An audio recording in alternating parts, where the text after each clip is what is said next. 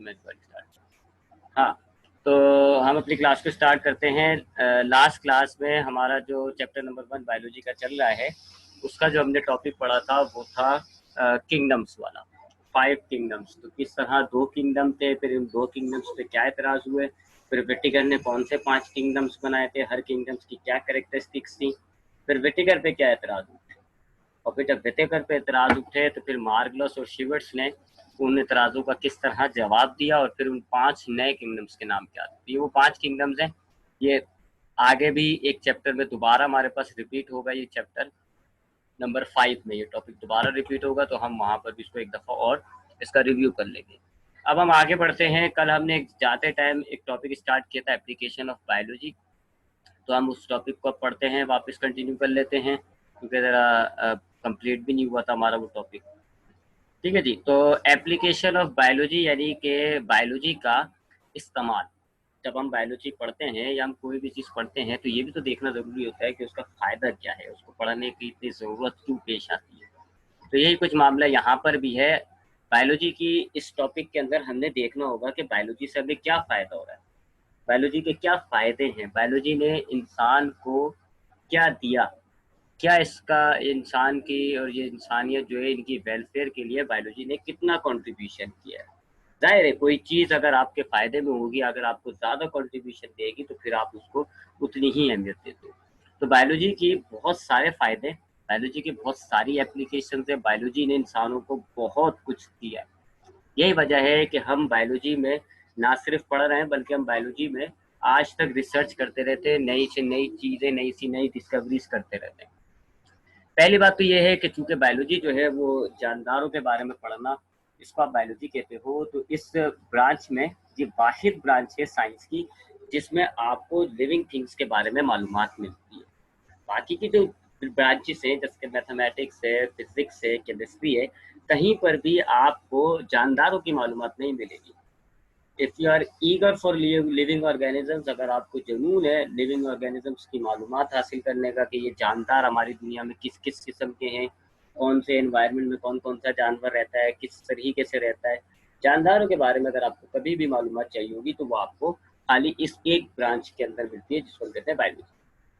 अब आते हैं इसकी एप्लीकेशन पर। बायोलॉजी से हमें इंसान को ना, हम अगर हम अपने की बात करें, सिर्फ हम इस ह्यूमन स्पीशी की बात करें, तो ह्यूमन स्पीशी को बायोलॉजी ने बहुत फायदे दिए, अनगिनत अनगिनत फायदे दिए हैं। हमारी बायोलॉजी से पहले की लाइफ और बायोलॉजी के बाद की लाइफ में ज़मीन और आसमान का फर्क है। जब बायोलॉजी ज़्यादा तरक्की नहीं करी हुई थी, तो हमारे यहाँ इंसान जो है वो मर जाया करते थे, उनको अपनी मरने की वजूहत भी नहीं पता होती। कोई बेचारा मलेरिया से मर गया, कोई बेचारा एड्स से मर गया, कोई कैंसर से मर गया, और उनको अपनी वजूहात भी नहीं पता थी कि वो मरे किस बेस पर। बायोलॉजी ने इन बीमारियों को डिस्कवर किया। ये मलेरिया क्या होता है, कैसे होती है ये बीमारियां, कैंसर क्या होता है, एड्स क्या होता है, ये क्या रीजंस होते हैं इन बीमारियों के पीछे। इन बीमारियों को आइडेंटिफाई किया, इनके कॉजेस ढूंढे, क्या वजूहत है जिनकी वजह से ये बीमारियां होती है, और आखिर में उनका इलाज निकाला। इसके इलाज निकालने से क्या हो गया, आपने कई लाख जिंदगियां बचा दी। हमने 9th क्लास में जब बायो पढ़ी थी तो उस वक्त मैंने बताया भी था, पहले चैप्टर में आता भी है मलेरिया बीमारी का। मलेरिया बीमारी एक ज़माने में जानलेवा बीमारी थी, उसने बहुत बंदे मारे, काफ़ी बंदा जो है वो मलेरिया से मरा है। फिर इसी बायोलॉजिस्ट लोगों ने, ये बायोलॉजिस्ट जो थे, इन्होंने उस बीमारी पर रिसर्च की कि क्या इसके रीजंस हैं, कहाँ क्या इसकी वजूहत हैं, फिर उसका इदराक किया, उसका हल निकाला, और आज आप मलेरिया से बच जाते हो। आज हज़ारों लोगों को मलेरिया होता है और वो सर्वाइव कर जाते हैं, सही हो जाते हैं। सपोज कर ले, अगर हम 5 मिनट के लिए हटा दें इस बायोलॉजी के सारे कंट्रीब्यूशन को, तो आज भी अगर किसी एक शख्स को मलेरिया होगा वो मर जाएगा। हमारे यहाँ लाखों, दुनिया के अंदर लाखों केसेस हो रहे होते डेली बेसिस पे मलेरिया के। मच्छर तो बहुत है आपकी दुनिया में, तो हम सब मर रहे होते बायोलॉजी की, अगर ना होती तो हम मलेरिया से मर रहे होते। आज आप देख लो, ये जो आपका पेंडेमिक चल रहा है कोरोना, ये जो वायरस आपका आ गया, आज आपकी बायोलॉजी अभी फिलहाल इसका इलाज, क्योंकि ये नई चीज़ है तो अभी इसका बायोलॉजी ने इलाज डिस्कवर नहीं किया हुआ, इसका ट्रीटमेंट नहीं निकाला हुआ, तो आप देख लें आप कितना फंसे में। हमारी तमाम सोशल एक्टिविटीज़, हमारी ज़िंदगियां ख़त्म हो गई, कितने लाखों लोग मर गए इस एक बीमारी की वजह से। क्यों? अब तक बायोलॉजी ने इस पर कोई काम नहीं किया। अगर बायोलॉजी इस पर काम कर लेगी, आपकी बायोलॉजी की रिसर्च का फल निकल आएगा तो आप इसका भी इलाज कर लोगे, फिर हम लाखों जिंदगियां बचा लेंगे। ठीक है, तो बायोलॉजी ने हमें काफी ऐसी हजारों बीमारियां हैं जिनका इलाज निकाला है, और इलाज निकालने से हमने फिर उन जिंदगियों को बचा लिया। और ऐसी लाखों बीमारियां भी हैं जिनका भी इलाज नहीं निकला, उन पर काम चल रहा है। जब उनका इलाज निकल आएगा, उनकी ट्रीटमेंट डिस्कवर हो जाएगी, तो आप समझ लें आपने और कितनी जिंदगियां बचा ली। सबसे पहला तो बायोलॉजी का अगर हम ये देखें ना, एप्लीकेशन ऑफ बायोलॉजी के, बायोलॉजी ने इंसानों की जिंदगी में क्या इम्पैक्ट डाला है, तो सबसे पहली बात है इसने आपकी जिंदगियां बचाई हैं। लाखों जिंदगियां बचा चुकी है बायोलॉजी अब तक, और लाखों आगे बचाएगी भी। ठीक है, तो सबसे पहले यहीं से ही निकल लेते हैं, इसी टॉपिक को ही कर लेते हैं कि जी मेडिसिन के अंदर बायोलॉजी का एप्लीकेशन क्या है, यानी कि ये दवाइयाँ, बीमारियाँ, इन मामलात में बायोलॉजी ने हमें क्या क्या फायदे दिए। सबसे पहले आप देखें, पहली हेडिंग डली हुई है एंटीबायोटिक। सबसे पहले बायोलॉजी ने आपको एंटीबायोटिक्स दी हैं। एंटीबायोटिक्स कहते हैं ऐसी दवाइयों को, ऐसे सब्सटेंसेस को, केमिकल सब्सटेंसेस भी हो सकते हैं, किसी प्लांट से एक्सट्रैक्ट किया हुआ, किसी फंगस से एक्सट्रैक्ट किया हुआ कोई मटेरियल भी हो सकता है, किसी लिविंग ऑर्गेनिज्म से भी एक्सट्रैक्ट किया हुआ मटेरियल हो सकता है। बहरहाल ऐसे सब्सटेंसेस होते हैं एंटीबायोटिक, जो किसी भी एक खास माइक्रो ऑर्गेनिज्म की ग्रोथ को रोक देते हैं। इनहिबिट का मतलब रोक देना, महदूद कर देना वगैरह। जैसे कि बैक्टीरिया की ग्रोथ को रोक देना, वायरस की ग्रोथ को रोक देना, फंगस की ग्रोथ को रोक देना। ठीक है, जो आपके बॉडी के अंदर पैथोजेंस होते हैं, जो आपकी बॉडी में बीमारियां पैदा करते हैं, ये उनकी ग्रोथ को रोक देते हैं। ग्रोथ रोकना आप समझ लें आधी जंग जीतने के बराबर है। आप मैदान जंग में होते हो, अगर आपके सामने वाले जो फौज है उसके बंदे बढ़ते जाएंगे, आप कभी भी जंग नहीं जीत सकते। आप कितने भी हो, अगर आपके सामने इंडिया की फौज है और आप देख रहे हो एक मारता हूँ वहाँ 10 और आ जाते हैं, एक मारता हूँ 10 और आ जाते हैं। अगर आपकी सामने वाली फौज की तादाद इंक्रीज होती रहेगी, वो ग्रोथ करती रहेगी, कभी भी नहीं जीत सकते। तो किसी भी बीमारी को अगर आपने हराना है, सबसे पहले तो यही चीज आ जाती है, एंटीबायोटिक्स। आपने उन सामने वाले माइक्रो ऑर्गेनिजम्स की ग्रोथ को रोकनी है। अगर आप उनकी ग्रोथ को रोक दोगे, तो अब आपके पास सिर्फ महदूद माइक्रो ऑर्गेनिजम्स रह गए जिन पर आपको हमला करना है, आपको खत्म करना है, आप क्योर हो जाते हो, क्योरेबल हो जाते हो आप। तो ये बहुत इंपॉर्टेंट चीज है आपकी जो बायोलॉजी ने दी है, एंटीबायोटिक्स। अगर आपको एंटीबायोटिक्स ना मिली भी होती, अगर आपके पास एंटीबायोटिक्स ना होती, तो बेतहाशा ऐसी बीमारियां, बेतहाशा ऐसे डिसऑर्डर्स हैं जिनके अंदर हमारी बॉडी इम्यून सिस्टम जब बनाएगी, हमें नुकसान हो चुका होगा, मर भी सकते हैं, ऐसे बेतहाशा है। मिसाल के तौर पे बहुत ही खतरनाक बैक्टीरिया आपकी बॉडी के अंदर एंटर हो गया, अब उसकी आपकी जो बॉडी, उसका उसकी जो एंटीबॉडी बनाएगी, 7-8 दिन लगेंगे। 7-8 दिन के अंदर उसने आपको कितना डैमेज करा होगा, ठीक ठाक नुकसान पहुंचा चुका होगा आपकी बॉडी में, हो सकता है बंदा मार भी दे। एंटीबायोटिक्स की ग्रोथ को रोक देती है। ठीक है, तो हम जैसे जो हम एंटीबायोटिक, जैसे आप डॉक्टर के पास जाते हो और डॉक्टर दे देता है जी कि ये दवाई खा लो, ये चीज खा लो, ये चीज खा लो, याद रखिएगा दे आर नॉट, ये एक, ये नहीं है कि मिसाल के तौर पर फॉर एग्जाम्पल मेरे सर में दर्द हो रहा है, मुझे नज़ला हो रहा है, ठीक है, और मुझे खांसी हो रही है, it is a bacterial infection. ये एक बैक्टीरियल इन्फेक्शन है। मैं जब डॉक्टर के पास जाऊंगा, तो डॉक्टर जब मुझे दवाइयाँ लिख के देगा, पहली बात है वो दवाइयाँ एंटीबायोटिक्स होंगी। दूसरी बात, वो दवाइयाँ मुझे सही नहीं करती, सही मेरा बॉडी ही करती है।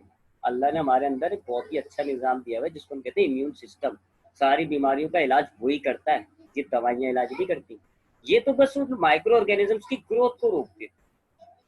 कल भी मैंने आपको जाते हुए इस पर थोड़ा सा आइडिया दिया था कि अब जैसे हमारी बॉडी पे, मैं फॉर एग्जाम्पल मैं अपनी मिसाल लूँ, बैक्टीरिया आ जाते हैं, बैक्टीरिया आएगा बॉडी के अंदर, हमारे एंटर हो गया। अब बैक्टीरिया हमारी बॉडी के लिए एक बाहर वाला आदमी होता है। हमारे खून के अंदर बाकायदा बड़ा बेहतरीन निज़ाम होता है, जो आप सेकेंड ईयर में पढ़ोगे, इम्यून सिस्टम। वो क्या करेगा, वो आपका ये जो बाहर वाला बैक्टीरिया है ना, इसको आइडेंटिफाई कर लेगा कि ये, इस बैक्टीरिया का ताल्लुक बॉडी के किसी भी हिस्से से नहीं है, it is a foreign agent, ये रॉ का एजेंट है, ये पाकिस्तान का नहीं है।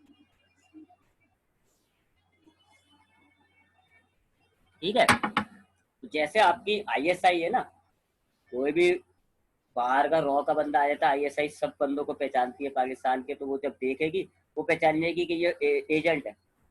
बिल्कुल इसी तरह हमारी बॉडी के अंदर एक इम्यून सिस्टम होता है, उसमें इम्यून सिस्टम में बहुत सारे ऑर्गन्स होते हैं, आपका ब्लड होता है, ब्लड के अंदर रेड वाइट ब्लड सेल्स होते हैं, वो इसमें शामिल होते हैं। व्हाइट ब्लड सेल्स की कई टाइप होती हैं, फैगोसाइट्स, लिम्फोसाइट्स, न्यूट्रोफिल्स, काफी काफी बड़ा सिस्टम है। तो ये तो सेकंड ईयर में पढ़ता है। तो अब होता क्या है, जब आपकी बॉडी में ये बाहर से बैक्टीरिया आएगा ना, तो आपका जो इम्यून सिस्टम है इसको आइडेंटिफाई कर लेगा कि ये बैक्टीरिया एक फॉरेन पार्टिकल है, ये एक बाहर का एजेंट है।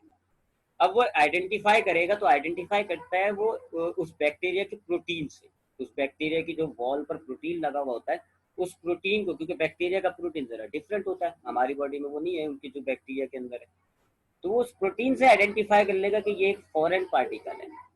अब वो फॉरेन पार्टिकल है, तो जी अब आपका जो इम्यून सिस्टम है, अब वो क्या करेगा, वो उसका जो प्रोटीन है उसका एक अपोजिंग सब्सटेंस बनाना शुरू करेगा। मेडिकल बायोलॉजी की टर्म में हम फिर इस बैक्टीरिया को कहेंगे एंटीजन। और अब आपका जो इम्यून सिस्टम तैयार कर रहे हैं ना, आप उसको कहोगे एंटीबॉडी। ठीक है, ये मैं लिख देता हूँ वर्ड आपको।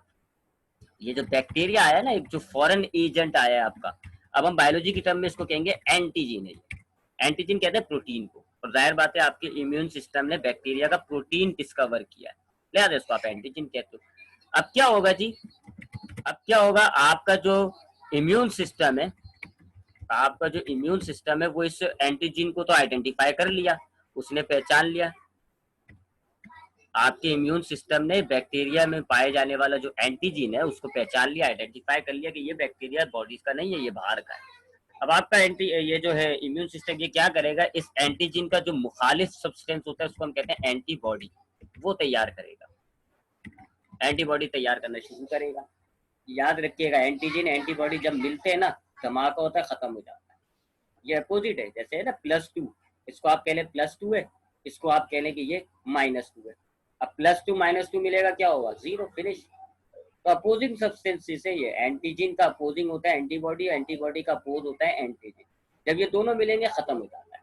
तो अब इम्यून सिस्टम ने आपका जो बैक्टीरिया आया है उसके एंटीजन को आइडेंटिफाई कर लिया और अब एंटीबॉडी तैयार कर रहे हैं। जैसी एंटीबॉडी तैयार होगी, इम्यून सिस्टम उस एंटीबॉडी को इस एंटीजन से अटैच कर देगा। जब ये एंटीबॉडी इस एंटीजन से अटैच होगी, आपका ये बैक्टीरिया खत्म, फिनिश। ठीक है, ऐसे। अब सपोज करो एंटीबॉडी ने आपकी एंटीजन को जोड़ के खत्म कर दिया, अब ये आपका खत्म हो जाएगा। अब ये एंटीबॉडी जो बचेगी इसको मैं नीचे एक्सप्लेन करूंगा इम्यूनाइजेशन में। लेकिन इस इम्यून सिस्टम को, इस एंटीबॉडी को बनाने में ना थोड़ा टाइम लगता है। कुछ कुछ केसेस के अंदर बहुत ज्यादा स्ट्रॉन्ग बैक्टीरिया होते हैं तो बहुत ज्यादा टाइम लग जाता है। हल्का फुल्का वायरस होता है तो 2000 दिन, 6 दिन, 8 दिन, इस तरह का टाइम लगता है बड़ा। अब इस टाइम के दौरान क्या हो रहा है जी, ये बढ़े जा रहा है, 2 मल्टीप्लाई हो जा रहा है, बढ़े जा रहा है, एंटीजन बढ़े जा रहा है। खैर ये बेफिक्र है, इम्यून सिस्टम भी आपकी एंटीबॉडी ठीक ठाक बनाएगा। लेकिन बनाएगा तो जब जब तक नहीं बन रही तब तक क्या हो रहा है जी, ये बढ़े जा रहा है, इंक्रीज हो जा रहे हैं एंटीजन। अब जब ये बहुत ज्यादा बढ़ जाएंगे ना, आपको इसके सिम्टम्स आना शुरू हो जाएंगे।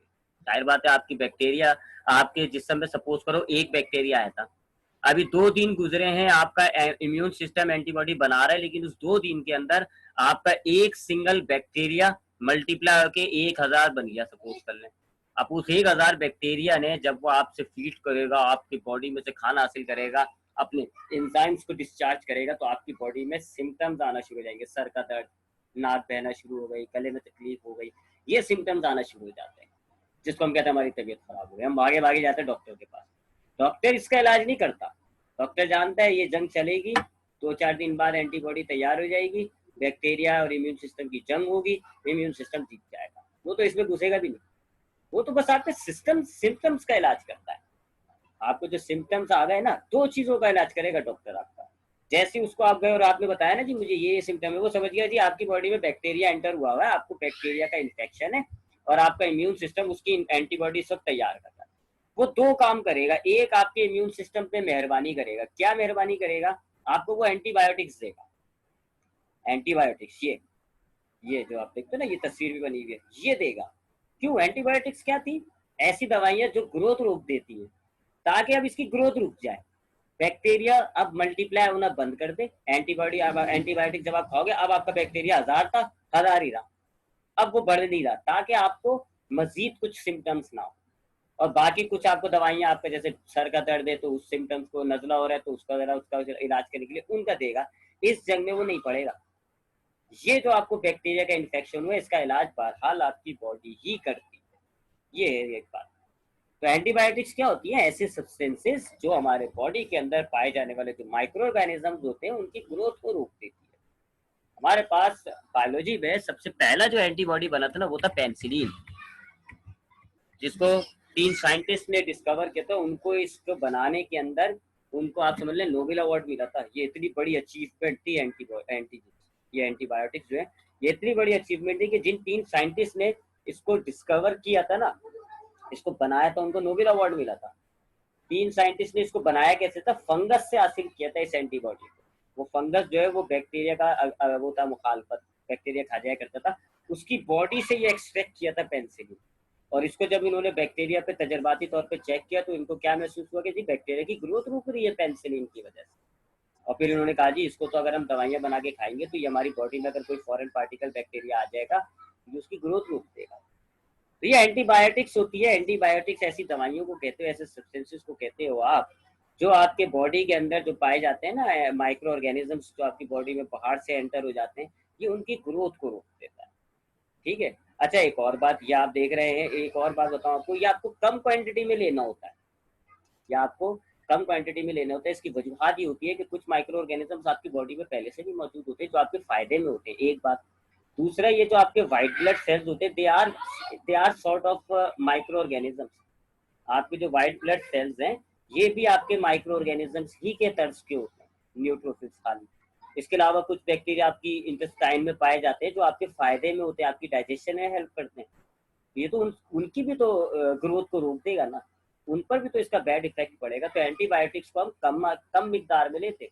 ये नहीं है कि अगर उसने मुझे डिस्प्रिन लिख के दी तो मैंने जी डिस्प्रिन का पूरा पत्ता खा लिया। कम मिकदार में ली जाती है एंटीबायोटिक, तो ताकि एंटीबायोटिक सिर्फ इस फॉरेन बैक्टीरिया पर ही एक्ट करे, दूसरों पर इसका इफेक्ट ना हो इतना। ठीक है जी। तो ये एंटीबायोटिक्स होती है मेडिसिन। आपको बायोलॉजी ने दवाइयों की फील्ड में सबसे पहले तो ये एंटीबायोटिक्स दी है। और इससे क्या फायदा हुआ आपको कि आपका इम्यून सिस्टम जब एंटीबॉडी बना रहा होता है तो इस दौरान एंटीबायोटिक्स आपके जो फॉरेन माइक्रो ऑर्गेनिज्म आया हुआ है इसकी जो ग्रोथ है उसको रोक देता है, ताकि आपकी बॉडी को मजीद कोई नुकसान ना हो, आप बिल्कुल सही हो जाओ। एंटीबॉडी तैयार होगी, आपकी एंटीबॉडी आपके उस बैक्टीरिया को मार देगी, आप बीमारी से सही भी हो जाओगे। उसके बाद दूसरा जो फायदा बायोलॉजी का मेडिसिन की फील्ड में आया हुआ है उसको हम कहते हैं रेडियोथेरेपी। ये जो रेडियोथेरेपी है ये होती क्या है? हमारे पास फिजिक्स में, आपने मैट्रिक में तो फिजिक्स पढ़ भी ली, फिजिक्स के अंदर होती है रेडिएशन, रेडियो एक्टिव सब्सटेंसेस होते हैं हमारे पास, कुछ ऐसे सब्सटेंसेस को जिनका एटॉमिक मास बहुत ज्यादा होता है और वो खास किस्म की रेडिएशन को डिस्चार्ज कर रहे होते हैं, उनको हम कहते हैं रेडियो एक्टिव सब्सटेंस। और उनसे जो रेडिएशन निकल रही होती है उनको हम कहते हैं रेडियो एक्टिव रेडिएशन। मिसाल के तौर पे एक्सरे, अल्ट्रासाउंड वेव्स और गामा रेस, ये बहुत सारी आपके पास जो है वो रेडिएशन होती है। इन रेडिएशंस का कमाल ये होता है, बहुत सारी होती है, कुछ में एनर्जी कम होती है, कुछ में एनर्जी ज्यादा होती है। गामा रेस में सबसे ज्यादा होती है, ठीक है। इंफ्रारेड में जरा कम होती है, बहुत ही कम होती है बल्कि। आप पहले माइक्रोवेव्स जो होती हैं ये भी रेडिएशंस की टाइप है, इनमें भी कम होती हैं, ठीक है। तो आपकी रेडिएशंस के अंदर एनर्जीज होती हैं, किसी में ज्यादा होती है, किसी में कम होती है। बहरहाल इन रेडिएशंस में एनर्जीज की वजह से जिनमें ज्यादा होती है तो वो चीजों को ज्यादा क्रॉस कर लेती है, आर पार गुजर जाती है। जैसे गामा रे जो है वो दुनिया की हर चीज को क्रॉस करके निकल जाती है। आप दीवार से भी क्रॉस कर जाएगी, वो लकड़ी से भी, लोहे से भी, सिर्फ लीड को क्रॉस नहीं कर सकती। लीड एक मेटल होता है, उसको नहीं क्रॉस कर सकती। गामा रेस में इतनी एनर्जी होती है वो सारी चीजों को, आपके जिस्म को भी क्रॉस करके आपके पीछे से निकल जाएगी आर पार। तो इस तरह की बहुत सारी रेडिएशन है, जिनमें से कुछ आपकी ऐसी हैं जो बहुत सारी लिविंग टिश्यूज को भी क्रॉस कर जाती हैं, कुछ ऐसी होती है जो लिविंग टिश्यूज को। हमने उन रेडिएशंस को ट्रीटमेंट में इस्तेमाल किया, हमने उन रेडिएशंस को दिमाग से, अकल से, हमने उन रेडिएशंस का मेडिकल में इस्तेमाल करना शुरू किया। कैसे? अब ये जो आपकी एक्सरेज होती हैं ये भी रेडिएशन है। एक्सरे टिश्यूज, खाल, गोश्त, चर्बी सबको क्रॉस कर लेंगे, हड्डियों से रिफ्लेक्ट हो जाती है। एक्सरेज जो होती है ये आपकी खाल, टिश्यू सबको, सबसे आर पार हो जाएंगी, ये हड्डियों पे जाके टकरा के मुड़ जाती है। हमने जब ये चीज सुनी, हमने इसका जो है एक्सरे की मशीन बना दी इससे। आज आप देखो ना एक्सरे, या डायग्राम देखो, नजर आ रही है। एक्सरे खास रेडिएशन होती है जो उस मशीन में से निकलती है। जब हमारी बॉडी पे पड़ती है तो हमारी वो खाल को भी क्रॉस कर लेंगी, गोश्त को भी क्रॉस कर लेंगी, लेकिन जैसे हड्डियों से टकराई वहां से वो रिफ्लेक्ट हो जाती है। तो आपकी जहां हड्डियां मौजूद होंगी ना, वहां पे आप देखें इंप्रेशन बन जाता है, क्योंकि वहां से रिफ्लेक्ट हुई है। और जो आपका गोश्त होगा वहां से वो आर पार हो जाती है। तो आपका एक हड्डियों का स्केच बन जाता है इस तरीके से। और इस हड्डियों के स्केच से हमें अपनी हड्डियों का स्ट्रक्चर पता चल जाता है, बगैर काटे बगैर खोले हम अपनी चेक कर लेते हैं हमारी हड्डियां कहाँ से टूटी हुई है, क्या हमारी हड्डियों की अरेंजमेंट सही है, क्या हमारी हड्डियों में कोई इशू तो नहीं है।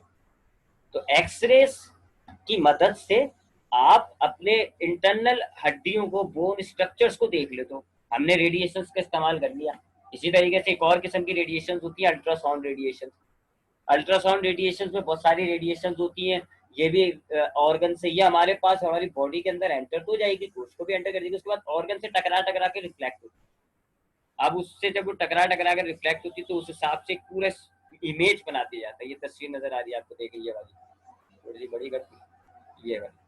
तो एक इमेज बन जाता है, ये रिफ्लेक्ट होती है वापस आती है, इस तरीके से कंप्यूटर से एक इमेज बन जाता है। और उस इमेज के जरिए हम अपने बॉडी के इंटरनल पार्ट्स को देख लेते हैं बगैर अपनी बॉडी को खोले। तो ये रेडियोथेरेपी होती है इलाज के लिए, ट्रीटमेंट के लिए। अगर आप रेडिएशन का इस्तेमाल करें, इसको आप कहते हो रेडियोथेरेपी। हम बहुत सारी रेडियोथेरेपीज का इस्तेमाल कर रहे हैं जी। हम जो है एक्सरेज का इस्तेमाल करते हैं हड्डियों का स्ट्रक्चर देखने के लिए, हम अल्ट्रासाउंड वेव्स का इस्तेमाल करते हैं। इसी तरीके से हम कुछ जगहों पे गामा रेडिएशन का भी इस्तेमाल करते हैं। गामा रेडिएशन, जैसे जो सबसे ऊपर डायग्राम है, कोई कैंसर के सेल्स होते हैं। कैंसर के सेल्स में खास बात ये होती है कि वो बहुत ज्यादा मल्टीप्लाई करते हैं, बहुत ज्यादा ग्रोथ हो रही होती है उनकी। अब हमारी बॉडी के अंदर होते हैं तो हम रेडिएशन के जरिए उन कैंसर सेल्स को भी तोड़ देते हैं, खत्म करते हैं। यहाँ पे गामा रेडिएशन इस्तेमाल होती है क्योंकि गामा रेडिएशन की एनर्जी ज्यादा होती है। इसी तरीके से लोगों की गुर्दे में पथरी होती है। अब गुर्दे की पथरी को निकालें कैसे, काट के निकालें, गुर्दा डैमेज करें, रेडियोथेरेपी की जाती है। इधर भी हाई एनर्जी रेडिएशन डाली जाती है किडनीज पे, वो एंटर होती है, जब वो पत्थर से टकराती है पत्थर को भी तोड़ती हुई निकल जाती है। तो वो रेडिएशन आपकी बॉडी से क्रॉस तो कर गई, हमने खास स्पेसिफिक टारगेट पे करा, उसको पत्थरों की तरफ कर दिया। जो हमारे किडनी में पत्थर है हमने उसकी तरफ किया, तो जब उन पत्थरों से टकराई पत्थरों को तोड़ती हुई निकल गई। अब जो आपके गुर्दे में बड़े बड़े पत्थर थे वो बारीक छिलके, बारीक बारीक छोटे छोटे पत्थर हो गए जो यूरिन के जरिए फिर निकल जाते हैं। तो ऐसे हम बहुत सारे तरीके से हम मेडिकल के अंदर, मेडिसिन के अंदर हम रेडिएशन का इस्तेमाल कर रहे हैं ट्रीटमेंट के लिए। तो अगर आप रेडिएशन को ट्रीटमेंट के लिए, इलाजों के लिए इस्तेमाल करते हैं तो इसको हम कहते हैं रेडियोथेरेपी। और ये भी बायोलॉजी का, मेडिसिन को एक तोहफा है। मेडिसिन की फील्ड के लिए ये बायोलॉजी का एक तोहफा है। उसके बाद आते हैं तीसरा, कीमोथेरेपी। कीमो, यहाँ कीमोथेरेपी का मतलब होता है इलाज करना। कीमो पर देखें रेडियोथेरेपी, थेरेपी का मतलब इलाज करना, और रेडियो मतलब रेडिएशन, यानी रेडिएशन से ट्रीटमेंट करना। और यहाँ पे कीमो का मतलब होगा केमिकल, और थेरेपी मतलब वही इलाज। कुछ ऐसी चीज होती है जहां पर हम बहुत ही मजबूत पावरफुल केमिकल्स का इस्तेमाल करते हैं कीमोथेरेपी के अंदर। कीमोथेरेपी के अंदर हम बहुत सारे जैसे कहते हैं पावरफुल केमिकल्स, खतरनाक केमिकल्स का इस्तेमाल करके इलाज करते हैं। इसको आप कहते हो कीमोथेरेपी। जैसे कैंसर के सेल्स के अंदर कीमोथेरेपी, कैंसर के जो पेशेंट्स होते हैं उनके अंदर कीमोथेरेपी की जाती है। अब उनकी जो बॉडी के अंदर आपके पास बहुत सारे ऐसे कैंसर सेल्स मौजूद होते हैं, बहुत ज्यादा ग्रोथ कर रहे होते हैं।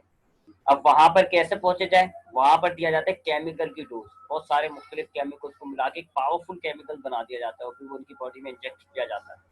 अब वो केमिकल जाएगा ना, वहां जाके उसको जो है वो गलाएगा, तोड़ेगा, वो कीमोथेरेपी कहते हैं। केमिकल के जरिए किसी चीज का इलाज।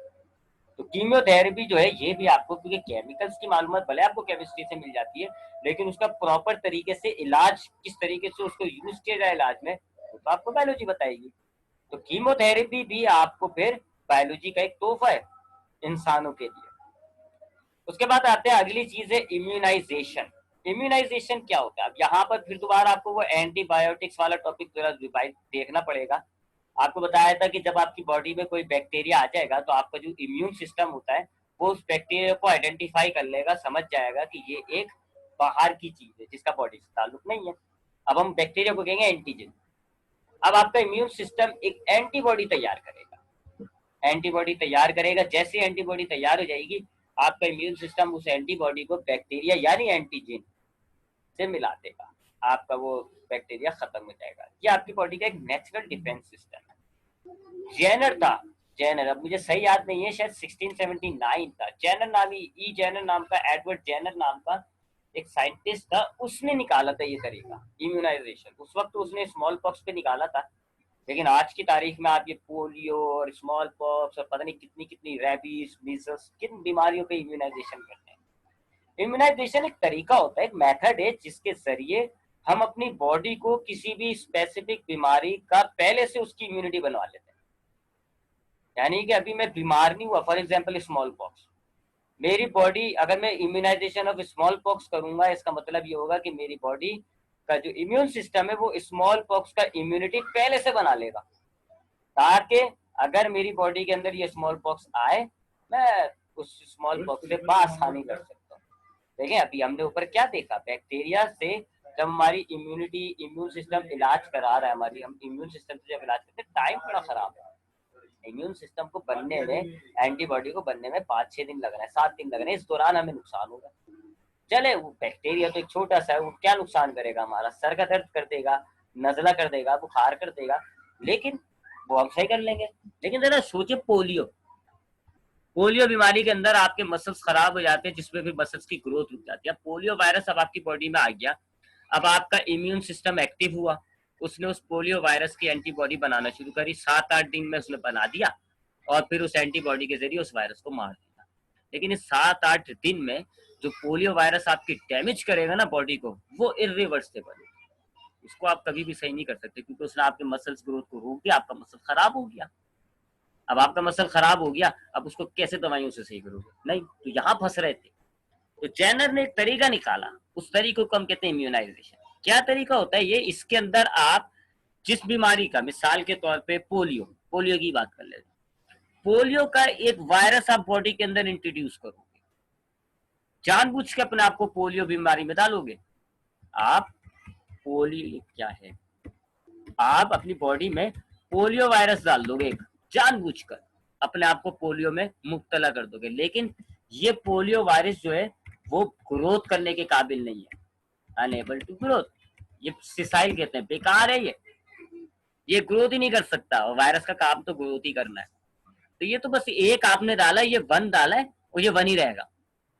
आपने अगर अपने बॉडी के अंदर 10 वायरस डाल दिए, पोलियो वायरस, ये 10 ही रहेंगे और ये ग्रोथ नहीं कर सकते। अब जब ये ग्रोथ नहीं कर सकते तो ये 10 से बढ़ेंगे भी नहीं, और ना फिर ये आपकी बॉडी को कोई नुकसान पहुंचाएंगे, ठीक है ना, ये आपकी बॉडी में मसल्स को जाके नुकसान पहुंचाएंगे क्योंकि बहुत ही कम है, और ना ये बढ़ेंगे। तो इस वायरस को, जो आपने इस खास किस्म का वायरस डाला ना, पोलियो का ऐसा वायरस जो अनेबल है ग्रोथ के लिए, ये आपने डाल दिया, कोई नुकसान नहीं हो रहा, लेकिन इसका एक फायदा है, आपकी इम्यूनिटी एक्टिव हो गई, आपका इम्यून सिस्टम जो है ना वो एक्टिव हो गया, वो पहचान गया कि जी कोई एक जो है वो फॉरेन चीज आ गई बॉडी के अंदर, एक बाहर की चीज आ गई, एक वायरस। और अब आपका इम्यून सिस्टम क्या करेगा, इसकी एंटीबॉडी तैयार करना शुरू कर देगा, वायरस की जो आया हुआ है ना वायरस, इसकी एंटीबॉडी तैयार कर देगा। जैसी एंटीबॉडी तैयार हो गई, ये एंटीबॉडी तैयार हो गई, आपकी एंटीबॉडी क्या करेगी, इस पोलियो वायरस को हटा दिया, मिटा दिया, खत्म हो गया। लेकिन अब आपकी बॉडी के अंदर पोलियो वायरस की एंटीबॉडी तैयार हो गई। बताया ना, बॉडी तो बहुत सारी तैयार करती है, ये बड़ा निजाम है, बहुत बड़ा मजेदार निजाम है, पढ़े होगा आप, मजा आएगा सेकंड में। अब क्या हुआ, आपके अंदर पोलियो वायरस की एंटीबॉडी तैयार हो गई, इसने 1000 तैयार करी थी, 10 मारने में लगा दी, कितनी रह गई, 990 एंटीबॉडी तैयार हो गई। अब अगर कल आपको दोबारा ये पोलियो वायरस अगर आपकी बॉडी में आया, दोबारा वायरस आया, तो अब आपका इम्यून सिस्टम एंटीबॉडी तैयार करने में टाइम वेस्ट नहीं करेगा, बल्कि उसके पास तैयार है, वो जैसे ही एंटर होगा इसको मार के दोबारा भगा देगा। इसकी मिसाल मैं ऐसे लेता हूँ कि मैं आपके घर पे एक बंदा फोन करके बोले, आपके कोई रिश्तेदार फोन करके बोले, भाई मैं आ रहा हूँ, ठीक है, आप क्या करोगे, अच्छा जी जल्दी जल्दी से आप खाना वाना तैयार कर लोगे, चाय वाय बना के रेडी कर लोगे, बिल्कुल तैयार हो गए। थोड़ी देर बाद उसने बोला, सॉरी मैं तो मजाक कर रहा हूँ, और वो फोन काट के रख दिया। अब आप उसको बुरा भला तो कहोगे, ये क्या बात हुई, और बोल दिया, और हमने इतनी मेहनत करी, तैयार करा खाना, 1.5 घंटे लग गए, 2 घंटे लग गए, और अब वो कह रहा मैं नहीं आ रहा। आपको बेवकूफ बनाया उस शख्स ने, लेकिन एक काम हो गया, अब आप तैयार हो मेहमानदारी के लिए। अब अगर हकीकत में भी कोई XYZ बंदा आ जाएगा ना, आपको अब परेशानी नहीं है, क्योंकि आपने खाना तैयार करके रखा हुआ है, आप रेडी हो। उस शख्स ने ये फायदा करा दिया आपका, आपको बेवकूफ तो बनाया उसने, लेकिन क्या अब आपको रेडी कर दिया, आपको रेडी कर दिया। मिसाल के तौर पे एक और मिसाल लूं, मैं बोलूं आपको कि भाई टेस्ट है जी, तैयारी करो, पूरा सब चैप्टर याद करो। अब आप लोग जल्दी जल्दी जल्दी जल्दी सारे 10 15 20 सवाल याद कर लिए। अगले दिन मैं आया, मैंने कहा मैं तो मजाक कर रहा था, कैमरे को देख के याद दिला। आप मुझे बुरा भला कहोगे, लेकिन क्या हुआ आपको फायदा? अब अगर हकीकत में जब भी टेस्ट होगा आप तैयार हो, जब भी हकीकत में आपका फ्यूचर में टेस्ट लिया जाएगा, अब आप रेडी हो गए अपने टेस्ट के लिए। ये चीज है इम्यूनाइजेशन। हम अपने इम्यून सिस्टम को बेवकूफ बनाते हैं एक वायरस डाल के, एक बैक्टीरिया डाल के। वो वायरस और बैक्टीरिया जो होता है वो बेकार सा है, ग्रोथ नहीं कर सकता, यूजलेस। हमने अपनी बॉडी को बेवकूफ बनाया, इम्यून सिस्टम को बेवकूफ बनाया। हमने वायरस डाल दिया, अब वो बॉडी कह जी जी वायरस आ गया, इम्यून सिस्टम कहता है वायरस आ गया, फौरन से तड़ तड़ तड़ तड़ तड़ एंटीबॉडी तैयार कर, तैयार हो गई एंटीबॉडी, वायरस को मार दिया। और अब इम्यून सिस्टम जीत गई कि मैं जीत गया, मेरे पास तो मैंने मार दिया। अब हमारी बॉडी के अंदर उस वायरस का इम्यूनिटी तैयार हो गया है, उसकी एंटीबॉडी तैयार हो गई। अब कल आपको वो वायरस दोबारा रिटर्न आएगा आपकी बॉडी के अंदर, तो आपका इम्यून सिस्टम उसको मार देगा। कभी सोचा है, एक दफा पोलियो होने के बाद कभी नहीं होता, वो पोलियो कह रहा हूँ, चिकन पॉक्स सुना होगा आपने, स्मॉल पॉक्स सुनी होगी, एक दफा हो जाती है फिर दोबारा कभी भी नहीं होगी। सुना है ना हमने, ये एक दफा रैब हो जाएगी, मीसल्स हो जाएंगी, दोबारा कभी भी नहीं होगी। ये यही वजह है। सपोज करो मैंने अपनी स्मॉल पॉक्स की इम्यूनाइजेशन नहीं कराई, अब मुझे स्मॉल पॉक्स हो गया, मेरे जिस्म पे लाल लाल दाने हो गए, ये स्मॉल पॉक्स वायरस आ गया। अब वो 6 7 दिन में मेरी बॉडी ने एंटीबॉडी तैयार कर दी, वायरस को मार दिया, खत्म, मैं सही भी हो गया। अब मेरी बॉडी के अंदर स्मॉल पॉक्स का एंटीबॉडी बन गई। अब कल को दोबारा मेरी बॉडी में एंटर होगा, वो वायरस दोबारा एंटर होगा, लेकिन मेरी बॉडी में जो एंटीबॉडी मौजूद है ना, उसको मार देगा। ऐसे करते हैं हम, इसको आप कहते हो इम्यूनाइजेशन। हम काफी बीमारियों की इम्यूनाइजेशन करते हैं।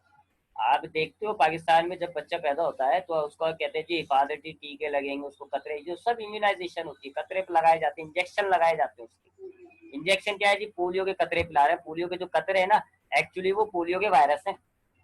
जिस एक लिहाज से जो हम कहते हैं ना पाकिस्तान में पोलियो के कतरे मत पिलाओ, ये यहूदियों की साजिश है, ये यहूदियों की साजिश है, वो सही कहते हैं एक लिहाज से, वो सही कहते हैं। आप पोलियो के कतरे के अंदर पोलियो का वायरस ही पिला रहे हो, लेकिन हाँ, आप जो है जब पोलियो के कतरे पिलाते हो ना, तर हकीकत वो पोलियो के छोटे छोटे वायरस है, बट बेकार वायरस है। उसको पिलाने से, उसको खाने से कोई नुकसान नहीं है आपको। आपकी बॉडी में जब वो वायरस जाएगा, आपकी बॉडी उसकी इम्यूनिटी तैयार कर लेगी। फायदा है, पिलाने चाहिए कतरे। हम जो इंजेक्शन लगवाते हैं, मीसल्स के इंजेक्शन लगा रहे हैं और मम्स के इंजेक्शन लगवा रहे हैं, इन सब बीमारियों के अंदर हम वो छोटे छोटे से क्या कहते हैं, इनफर्टाइल जो है बैक्टीरिया वायरस डाल रहे हैं। हमारी बॉडी उनका जो है इम्यून एंटीबॉडी तैयार करके रख लेती है।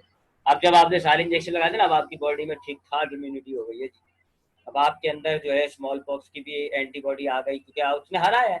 आप रेडी हो, अब आपको कल आपको वो वायरस आपकी बॉडी में एंटर भी होगा, आपकी बॉडी एंटीबॉडी तैयार है, आप जीत जाते हो। इस मेथड को किया था इंट्रोड्यूस किसने, जेनर ने। इसको आप कहते हैं immunization method, to provide immunity against a particular disease. किसी एक खास बीमारी के लिए अपनी बॉडी के अंदर इम्यूनिटी बना लेना कहलाता है इम्यूनाइजेशन।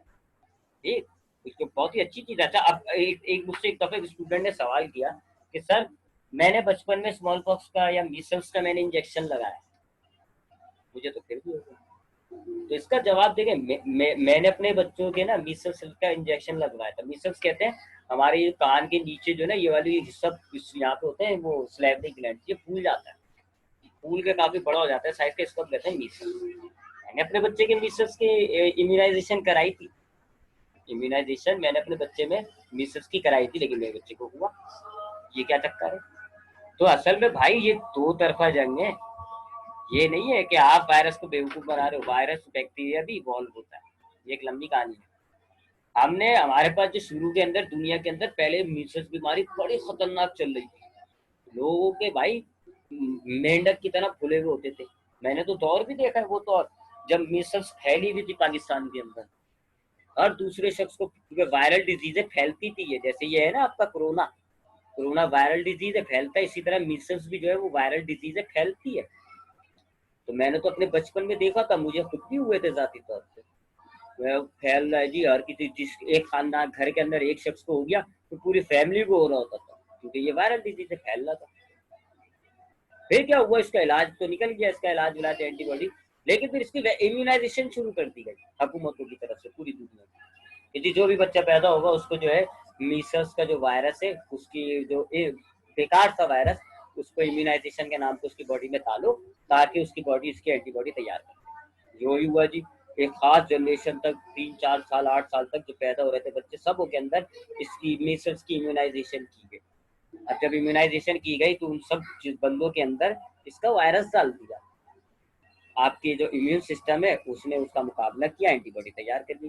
तो फिर जो नई जनरेशन आई ना, उसमें मीसल्स वाइप आउट, खत्म हो चुका था, क्योंकि वो वायरस था दुनिया में घूम रहा था। लेकिन जैसे ही वो बॉडी के अंदर जाता है, पहले से ही स्वागत के लिए एंटीबॉडी खड़ी हुई, आओ जी आओ बेटा वेलकम, लगा दिया उसको, साइड में लगा दिया।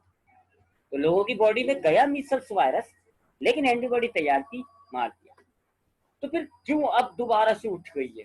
क्योंकि ये वायरस बैक्टीरिया ये इवॉल्व होते हैं, ये अपने आप को, ये भी फिर भाई जाहिर बात है, ये कोई हाथ पे हाथ रख के थोड़ी बैठे रहेंगे, मुंह देखते रहेंगे, हाँ अरे वारे बात बेवकूफ बना दिया हमको।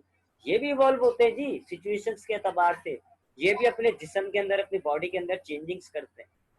वायरस में तो बहुत खास बात होती है, वायरस सबसे ज्यादा इवॉल्व होते हैं। देखो ना, एक जमाने में वायरस कम थे, आज की तारीख में आप देखो पता नहीं नए नए वायरस निकल आते हैं, इबोला वायरस और डेंगू वायरस, और अब तो एक माशाल्लाह ये वायरस आ गया कोरोना वायरस, एक और वायरस चल रहा है हमारा जुबैर वायरस, भाई का नाम है मेरा, और पता नहीं कितने कितने वायरस है हमारे। वायरस भी इवॉल्व होते हैं। तो अभी जो मीसल्स का वायरस था ना भाई, जब इन्होंने देखा कि जी मीसल्स के वायरस ने दुनिया ने मेरे साथ गेम कर दी भाई, मेरे साथ गेम हो गई, अब तो सारे जिस जिसम में घुसो एंटीबॉडी पहले से तैयार है। तो ये भी इवॉल्व हुआ, ये इतना इवॉल्व हो गया कि तो अब आपकी पहले से एंटीबॉडी बनी हुई थी ना, अब ये जो आपको इवॉल्व मीजल वायरस है, जब ये बॉडी के अंदर जा रहा है तो ये भी एंटीबॉडी से हार जाता है, ये भी हार जाता है, लेकिन थोड़ा सा डैमेज कर देता है। ठीक है, थोड़ा सा डैमेज करके आ जाता है, तो हल्का सा फूल जाता है। तो मेरे बच्चे के साथ तो यही हुआ।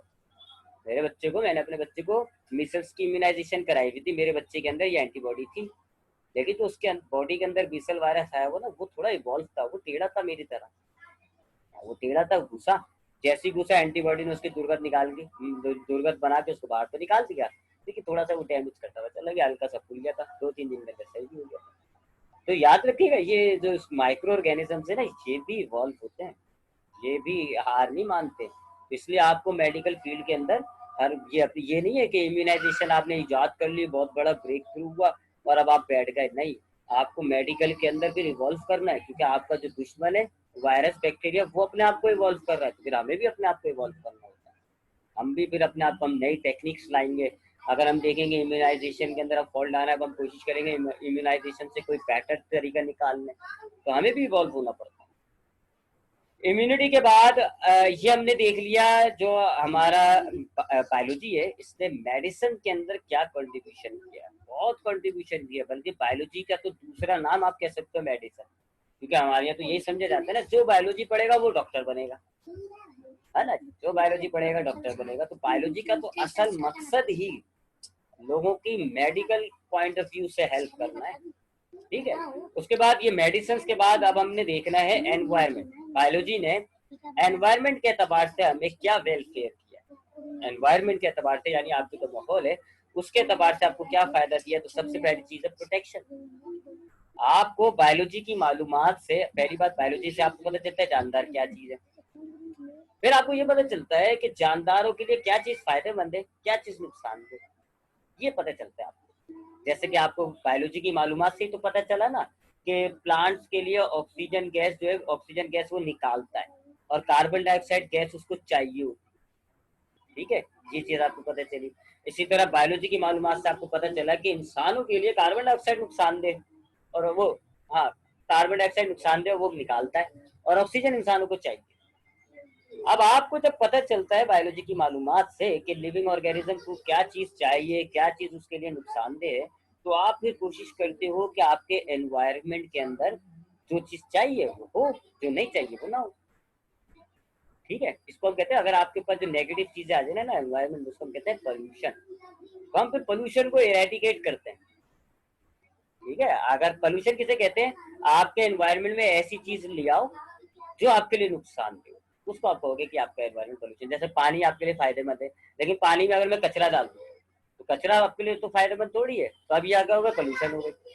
हवा आपके लिए नुकसानदेह, लेकिन अगर हवा में मैं धुआं डाल दूं, कार्बन डाइऑक्साइड डाल दूं, कार्बन डाइऑक्साइड आपके फायदे में थोड़ी है, ये क्या हो गई, पोल्यूशन हो गई। तो आप अपने एनवायरमेंट में अगर ऐसी चीज ऐड कर दे, ऐसी चीज डाल दें जो आपके लिए नुकसानदेह है, that is called pollution. Biology आपको यही तो बताती है क्या नुकसान है क्या नुकसान नहीं है। आपको ये जो बात बोल रहा हूँ मैं, पोल्यूशन की जो डेफिनेशन बोल रहा हूँ कि आप माहौल में ऐसी चीज ले आओ जो आपके लिए नुकसानदेह, तो ये नुकसानदेह कौन बताएगा आपको, बायोलॉजी बताएगी। बायोलॉजी बताएगी आपको कि ये इंसान के लिए ये चीज नुकसानदेह, बैक्टीरिया के लिए ये चीज नुकसानदेह, प्लांट्स के लिए ये चीज नुकसानदेह। तो एनवायरमेंट पोल्यूशन समझने के लिए आपको लाजमन बायोलॉजी पता होनी चाहिए। अगर आपको बायोलॉजी नहीं पता होगी, जानवरों के बारे में नहीं पता होगा, तो आपको तो कोई भी आके कहेगा जी इंसान के लिए कार्बन डाइऑक्साइड फायदेमंद है, और आप कहोगे हाँ, और आप फिर कार्बन डाइऑक्साइड हवा में खारिज कर दोगे। आपको अगर बायोलॉजी की मालूमात होगी तो आप बताओगे नहीं जी क्या हो गया, कार्बन डाइऑक्साइड इंसान के लिए नुकसानदेह, गलत है कार्बन डाइऑक्साइड इंसान के लिए। तो आप पोल्यूशन रोकते हो, अपने एनवायरमेंट की प्रोटेक्शन करते हो बायोलॉजी की मालूमात की वजह से।